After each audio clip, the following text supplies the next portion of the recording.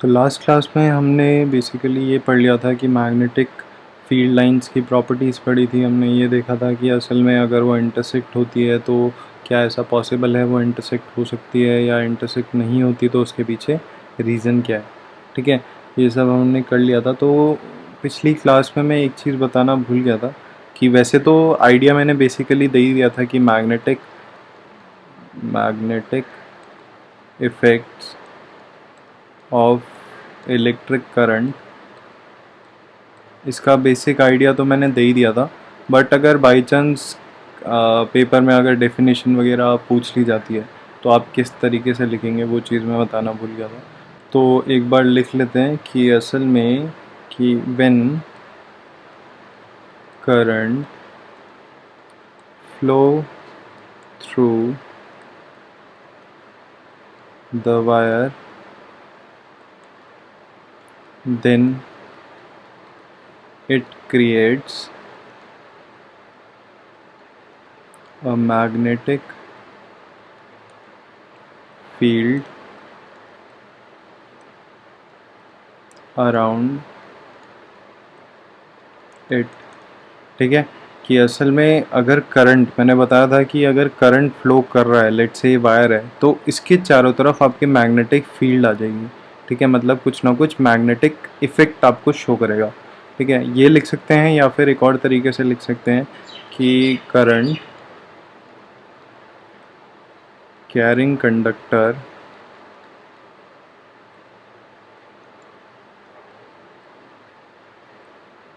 creates a magnetic field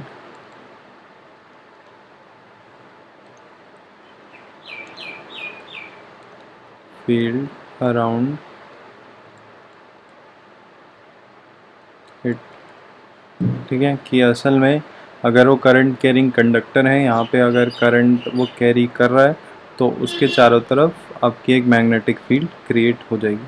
ठीक है, तो ये बेसिक अगर डेफिनेशन वाइज देखें तो एक काइंड ऑफ एक डेफिनेशन मैंने लिखवा दी कि अगर बाई चांस पेपर में पूछ लिया जाता है कि magnetic effects of electric current को एक्सप्लेन करो, तो आप इस तरीके से एक्सप्लेन कर सकते हैं। ठीक है, तो हमारी बात हुई थी कि हम आज क्या देखेंगे बेसिकली कि आपकी जो मैग्नेटिक फील्ड लाइंस है उनका पैटर्न देखेंगे। तो आज देखेंगे हम मैग्नेटिक फील्ड लाइंस पैटर्न। ठीक है, अब जो पैटर्न है वो बेसिकली आपको क्या क्या पढ़ना है। सबसे पहले तो नॉर्मल आपको बार मैग्नेट का पढ़ना है। ठीक है, दूसरा आपको straight conductor, straight current carrying conductor के बारे में, स्ट्रेट करंट कैरिंग कंडक्टर, इसके बारे में। और एक है आपका अगर वो सर्कुलर लूप बन जाता है। ठीक है, सर्कुलर लूप, इन तीन के बारे में बेसिकली आपको पढ़ना है और यही इनमें से ही कोई एक आपको पेपर में पूछ लिया जाएगा कि इनके अराउंड बना के दिखाओ मैग्नेटिक फील्ड क्या बनेगी। ठीक है, तो सबसे पहले की अगर हम बात करें, सबसे पहला बार मैग्नेट है आपका। ठीक है, तो ये तो आपको पता ही है कि आपने थोड़ा बहुत तो खुद भी बनाया हुआ है कि असल में ये आपका बार मैग्नेट होता है। ठीक है, ये आपका नॉर्थ पोल हो जाएगा, ये आपका साउथ पोल हो जाएगा। तो कैसे बनती है इसकी लाइंस, बेसिकली नॉर्थ से ओरिजिनेट होती है और कहाँ पे जाती है, सीधा साउथ में। ठीक है, नॉर्थ से ओरिजिनेट हुई और गई साउथ में। ठीक है, ऐसी ऐसी ऐसी हम बना सकते हैं। और यहीं पर अगर नीचे की तरफ बनाए तो नॉर्थ से ओरिजिनेट हुई साउथ में गई, नॉर्थ से ओरिजिनेट हुई साउथ में गई। ठीक है, तो यहाँ पे ऐसे बना सकते हैं, ये आए और ये। ठीक है, ये इधर से जा रही है। ठीक है, नॉर्थ से जाती है और साउथ पे आ रही है। ठीक है, तो ये आपका उसका डायग्राम हो जाएगा कि अगर आपको बनाने के लिए आता है कि बार मैग्नेट के अराउंड अगर आप मैग्नेटिक फील्ड बनाना चाहें तो इस तरीके से बना सकते हैं। अब अगर आप देखेंगे तो ये जो एरिया है, ये जो आपका एरिया है पोल्स वाला बेसिकली, तो यहाँ पे जो आपकी intensity of magnetic field lines is high at poles। आपके जो पोल्स है, पोल्स में आपकी इंटेंसिटी जो है मैग्नेटिक फील्ड लाइंस की वो कंपैरेटिवली ज़्यादा होती है। यहाँ पे देखेंगे तो इंटेंसिटी काफ़ी ज़्यादा है, काफ़ी ज़्यादा मैग्नेटिक फील्ड लाइंस है, बट अगर यहाँ पे इसके कंपैरिजन में देखिए तो यहाँ पे कम है। ठीक है, फिर एक चीज़ आती है कि आपको तीनों में एक चीज़ पढ़नी होगी कि मैग्नेटिक स्ट्रेंथ। मैग्नेटिक स्ट्रेंथ, ठीक है। अब मैग्नेटिक स्ट्रेंथ क्या होता है? सिंपल मैग्नेटिक स्ट्रेंथ मतलब जैसे अगर मैं बोलूँ कि दो रेसलर्स लड़ रहे हैं, ठीक है, तो एक रेसलर है ए, एक रेसलर है बी, तो इन दोनों को अगर मैं जस्टिफाई करूँगा कि इन दोनों में से अच्छा कौन है, तो मैं इनके पावर के बेसिस पे बोलूँगा कि भाई अगर इसकी लेट से ए है, ये है बी, तो इसकी अगर पावर ज़्यादा है और इसकी पावर कम है तो मैं बोलूँगा ये अच्छा रेसलर है। ठीक है, तो उसी तरीके से मैग्नेट की बात करूं तो मैग्नेटिक स्ट्रेंथ के बेसिस पे हम जज करते हैं कि किसकी, अगर जिसकी मैग्नेटिक स्ट्रेंथ अच्छी है वो अच्छा मैग्नेट है, वरना फिर वो गंदा मैग्नेट है। ठीक है, तो मैग्नेटिक स्ट्रेंथ आपने देख लिया। अब मैग्नेटिक स्ट्रेंथ ना डिपेंड करती है कुछ कुछ चीज़ों में। तो अब अगर हम यहाँ पे बात कर रहे हैं, वैसे सिंपल अगर बार मैग्नेट तो आपका इनिशियल केस है, तो बार मैग्नेट की जब हम बात कर रहे हैं तो मैग्नेटिक स्ट्रेंथ आपको कहाँ लगता है, कहाँ पे सबसे ज़्यादा होगी बार मैग्नेट में? यहाँ तो होने से रही सबसे ज़्यादा, तो सबसे ज़्यादा जो मैग्नेटिक स्ट्रेंथ होती है, सबसे ज़्यादा मैग्नेटिक पावर आपको कहाँ दिखेगी? पोल्स में दिखेगी। ठीक है, तो मैग्नेटिक स्ट्रेंथ जो होती है बार मैग्नेट की वो मैक्सिमम एट पोल्स होती है। ठीक है, ये चीज़ आपको याद रखने वाली है। ठीक है, अब जब हम ये दोनों पढ़ने वाले हैं तो इन दोनों को पढ़ने से पहले आपको एक रूल पता होना चाहिए। वो रूल है आपका राइट हैंड थंब रूल। ठीक है, ये रूल क्या कहता है कि लेट से आपका कोई भी करंट कैरिंग कंडक्टर है, ठीक है, कोई भी वायर है उसमें करंट अगर जा रहा है, तो उसकी डायरेक्शन देख के हम ये प्रेडिक्ट कर सकते हैं कि असल में आपकी मैग्नेटिक फील्ड की क्या डायरेक्शन होगी। ठीक है, तो used for finding the direction of magnetic field, कि आपकी जो मैग्नेटिक फील्ड है उसकी क्या डायरेक्शन होगी। ठीक है, अब इसको यूज़ हम कैसे करें? सबसे पहले तो आपको राइट हैंड अपना यूज़ करना है, ऐसा नहीं है कि आप लेफ्ट हैंड यूज़ करेंगे। ठीक है, राइट हैंड ये इसीलिए स्पेशली लिखा गया है राइट हैंड थंब रूल। ठीक है, तो सिंपल आपको क्या करना है, अपनी पूरी मुट्ठी बंद करनी है और सिंपल थंब को ऊपर रखना है, कि थंब को आपको निकाल के रखना है और बाकी सारी जो उंगलियां हैं आपकी वो बंद रहेंगी। ठीक है, तो यहाँ पे जो थंब है वो आपका मेन रोल प्ले करता है, और वो असल में क्या डिपिक्ट करता है? वो आपका डायरेक्शन ऑफ अ करंट, जो भी आप करंट कैरिंग कंडक्टर देख रहे हैं, तो जो जहाँ पे डायरेक्शन जा रही है उसकी बात कर रहे हैं हम। ठीक है, तो वो आपका होगा डायरेक्शन ऑफ करंट। ठीक है, डायरेक्शन ऑफ करंट को डिपिक्ट करता है आपका थंब। ठीक है, और जब आप सारी की सारी उंगलियां खोलेंगे और एक कर्ल टाइप लेंगे, ठीक है, एक कर्ल टाइप लेंगे, तो वो जो कर्लिंग है, दैट कर्लिंग ऑफ फिंगर्स, ठीक है, चारों की चारों फिंगर्स, वो बेसिकली आपको क्या डिपिक्ट करवा रहा है? डायरेक्शन ऑफ मैग्नेटिक फील्ड, कि आपकी मैग्नेटिक फील्ड की क्या डायरेक्शन है। ठीक है, वो जो कर्लिंग ऑफ फिंगर्स है, कि आप मुट्ठी को बंद करते हुए जो कर्ल कर रहे हैं, वो कर्लिंग को हम बोल रहे हैं आपकी राइट हैंड थंब रूल के अकॉर्डिंग, वो कर्लिंग ऑफ फिंगर आपकी डायरेक्शन ऑफ मैग्नेटिक फील्ड है। ठीक है, बेसिकली। अब अगर हम बात करें, जैसे कोई एग्जांपल लेना चाहें, तो एग्जाम्पल के तौर पे, एग्जाम्पल क्या, हम इसको इसकी तरह ही देखते हैं कि लेट से यहाँ पे ये है, ये आपका करंट कैरिंग कंडक्टर है, मैं बोल रहा हूँ ये ऐसे जा रहा है। ठीक है, यहाँ पे करंट जा रहा है, मतलब करंट अपवर्ड जा रहा है।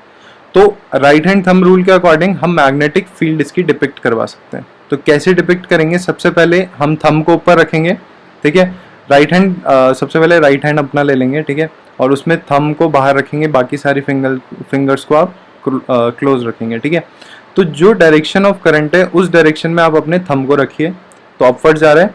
अब जैसे ही आप इसको कर्ल करेंगे, मतलब फिंगर्स को खोलिए और कर्ल करते हुए बंद करिए, ठीक है। तो जब आप कर्ल करेंगे आप देखेंगे लेट से ये ऐसे लूप बनेगा, जिसमें से आपका जो लूप बन रहा है वो बेसिकली इधर की तरफ बनेगा। मतलब ये आपकी डायरेक्शन हो गई कि अगर वो ऊपर जा रहा है, अगर करंट आपका ऊपर जा रहा है, तो जो कर्लिंग ऑफ फिंगर आप देख रहे हैं वो कर्लिंग ऑफ फिंगर आपकी इस तरीके से होगी, ठीक है। ऐसे ऐसे आप देख रहे होंगे। अगर आपकी ऐसे आ रही है तो आप बिल्कुल सही तरीके से right hand thumb rule use कर रहे हैं, ठीक है।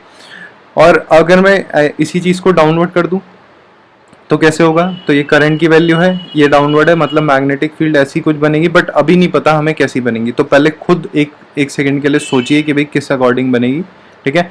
तो ये हमने डाउनवर्ड डायरेक्शन में ले रखा है और इस तरीके से हमारी फील्ड बनेगी, ये डायरेक्शन होगा, ठीक है। अगर आपकी ये डायरेक्शन आ रही है तो बहुत ही सही है, आपको right hand thumb rule use करना आगे, ठीक है। अब इसके बेसिस पे हम बेसिकली बाकी दो जो आपके करंट कैरिंग क्योंकि करंट जब जहाँ पर आ रहा है तो उसके अकॉर्डिंग हमें मैग्नेटिक फील्ड निकालनी है, तो उसका डायरेक्शन देखना पड़ेगा, तो इसीलिए आपको राइट हैंड थंब रूल की ज़रूरत थी इसके लिए, ठीक है। ये जनरली कभी कभी डेफिनेशन भी पूछ लिया जाता है, वैसे तो ज़्यादा पूछा नहीं जाता, बट आपको पता होना चाहिए क्योंकि इसके बेसिस पे बहुत सारे कॉन्सेप्ट है जो आपको बहुत ही सही तरीके से क्लियर हो जाएंगे, ठीक है। तो अब हम दूसरे उसमें आ जाते हैं। क्या था वो कि आपकी मैग्नेटिक फील्ड लाइंस किस में, स्ट्रेट करंट कैरिंग कंडक्टर, ठीक है। ये आपका स्ट्रेट करंट कैरिंग कंडक्टर के में क्या आपकी फील्ड होगी। तो लेट से कुछ भी आप बना लीजिए कि लेट से मैंने ये बना लिया है, ये मैंने सर्किट बना दिया, ये आपका रेक्टेंगल हो गया बॉक्स, यहाँ पे ये वो पॉइंट है और ये आपका जा रहा है, और करंट कैसे फ्लो रहा है, डाउनवर्ड फ्लो रहा है, ठीक है। तो आप सभी को अभी क्या यूज़ करना है, आपको करंट कैरिंग कंडक्टर है, मैग्नेटिक फील्ड निकालनी है, तो राइट हैंड थंब रूल, तो राइट हैंड थंब रूल लगा लो। सबसे पहले थंब को रखो जो करंट की डायरेक्शन है, ठीक है, उस डायरेक्शन में आपने रखा थंब को, ठीक है।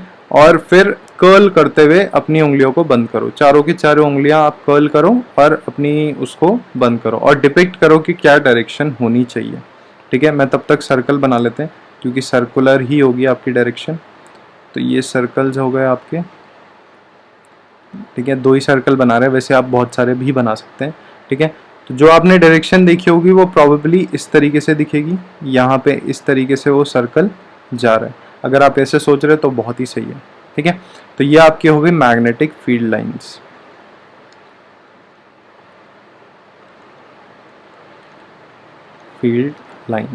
ठीक है। तो ये आपका स्ट्रेट करंट कैरिंग कंडक्टर के केस में आपकी हो गई, ठीक है। तो सिंपल था कि आपने बेसिकली सिंपल आपको राइट हैंड थंब रूल आना चाहिए, आप बहुत ही आसानी से स्ट्रेट कैरिंग कंडक्टर की लाइंस बना सकते हैं और पेपर में इसी तरीके से बनाइएगा, ठीक है। तो अगर मैं इसकी मैग्नेटिक स्ट्रेंथ की बात करूं तो आप अगर देखेंगे तो यहाँ पे दो चीज़ें, एक तो है रेडियल डिस्टेंस प्लस करंट, ठीक है। तो सबसे पहले आपकी जो मैग्नेटिक स्ट्रेंथ है वो दो चीज़ों पे डिपेंड कर रही है। क्या क्या दो चीज़ें हैं, एक तो रेडियल डिस्टेंस, रेडियल डिस्टेंस सुन के कंफ्यूज मत होइएगा, रेडियल डिस्टेंस मतलब सिंपल रेडियस, ठीक है, ये हो गया आपका रेडियल डिस्टेंस, ठीक है। और दूसरी चीज़ है आपकी करंट, ठीक है।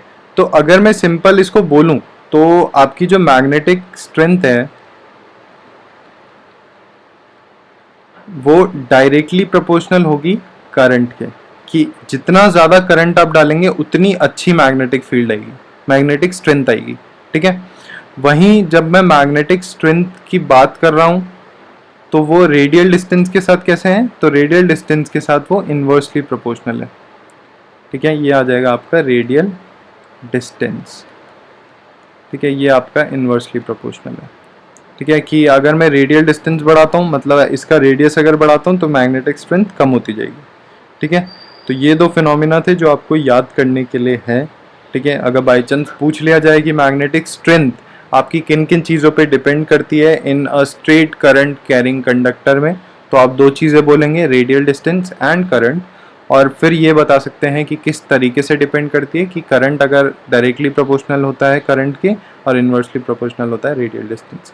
ठीक है, सिंपल। तो हमने स्ट्रेट कैरिंग कंडक्टर का भी बना लिया। अब अगर हम बात करें तीसरा जो आपका था सर्कुलर लूप। ठीक है, तो सिंपल सर्कुलर लूप, अब वो होगा किस चीज़ का, करंट का ही होगा। ठीक है, तो करंट कैरिंग सर्कुलर लूप। ठीक है, अब इसमें देखेंगे कि किस तरीके से आपकी मैग्नेटिक फील्ड लाइंस बनेंगी। ठीक है, तो उसके लिए हम क्या करते हैं, सबसे पहले एक कार्डबोर्ड ले लेंगे जिसमें हम बनाएंगे अपनी मैग्नेटिक फील्ड लाइंस। ठीक है, ये हमने वो कार्डबोर्ड ले लिया।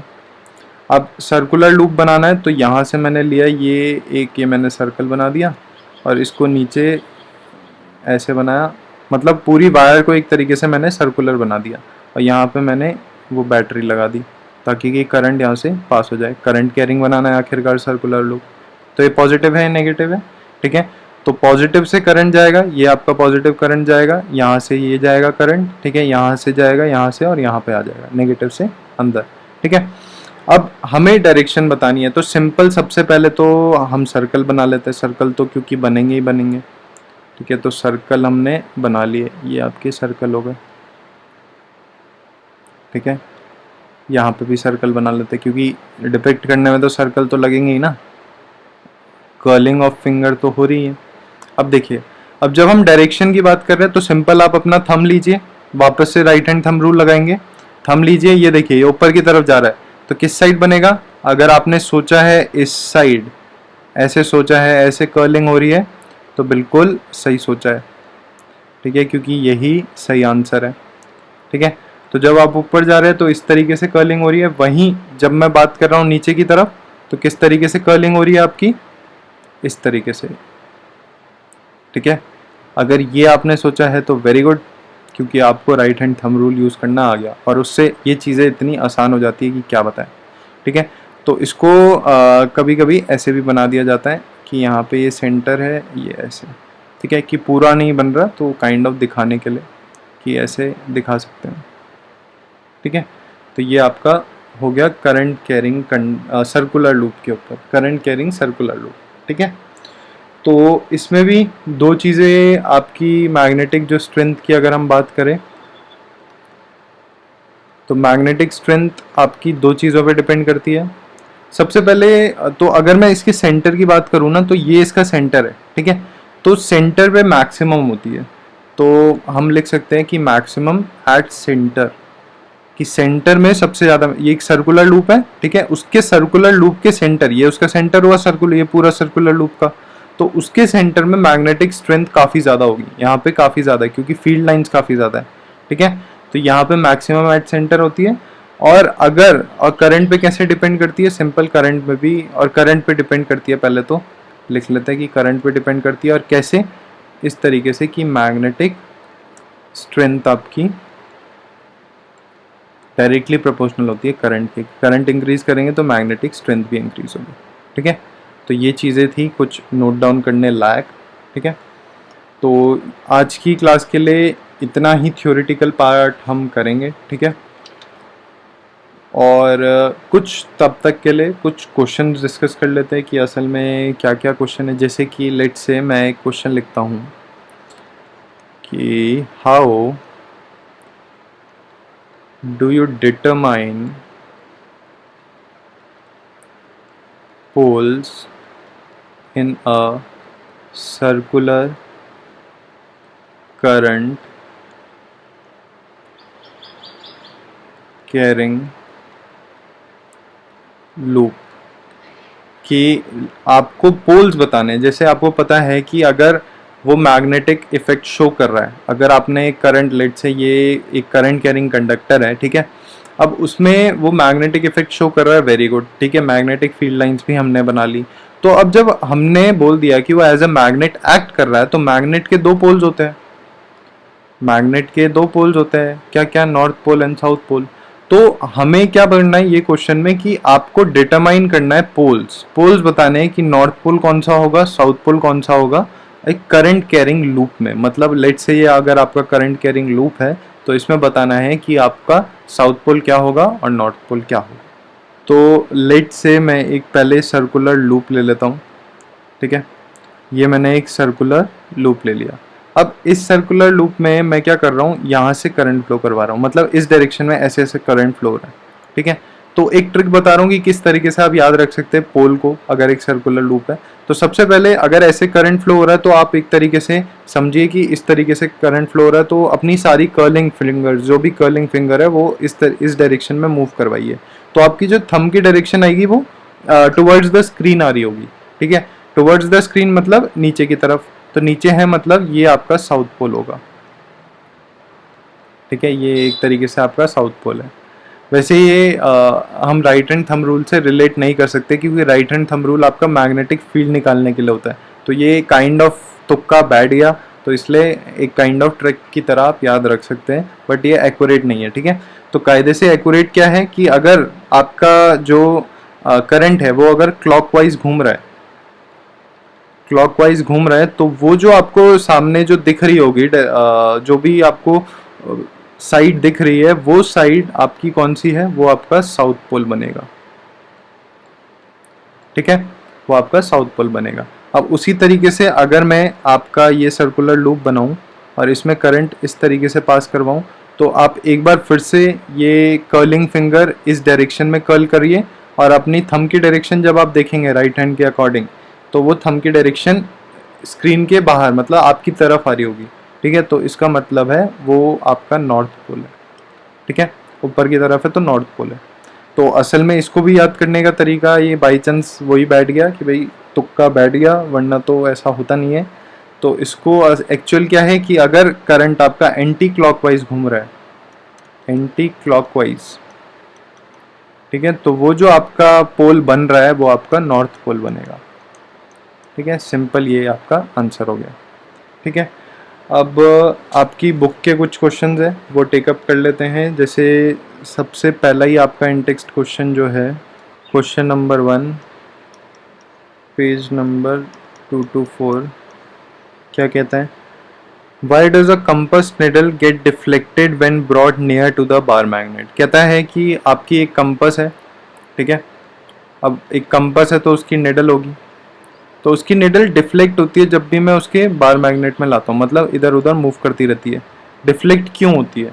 तो डिफ्लेक्ट इसीलिए होती है क्योंकि जब आप मैग्नेट ला रहे हैं तो मैग्नेटिक फोर्स अप्लाई हो रही है, ठीक है। मैग्नेटिक फोर्स अप्लाई हो रही है जो कि निडल को एक्सपीरियंस होती है और एक्सपीरियंस होने की वजह से वो काइंड ऑफ डिफ्लेक्ट होती है, ठीक है। तो सिंपल ये आपका आंसर हो जाएगा। और कुछ क्वेश्चंस हैं जैसे कि question number 1, question number 2, question number 3 and example 13.1।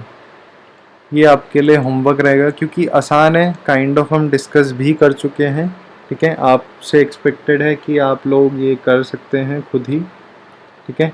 और एक बैक एक्सरसाइज का आपका एक क्वेश्चन रहेगा, क्वेश्चन नंबर 1, ठीक है। क्वेश्चन नंबर 1 बैक एक्सरसाइज, ये आपके इनटेक्स्ट क्वेश्चन है, ठीक है। नेक्स्ट मिल जाएंगे आपको इनटेक्स्ट क्वेश्चन, ठीक है। और ये बैक एक्सरसाइज, ठीक है। बैक एक्सरसाइज का होगा क्वेश्चन नंबर 1, ठीक है। तो फिर ठीक है, फिर आज की वीडियो के लिए बस इतना ही।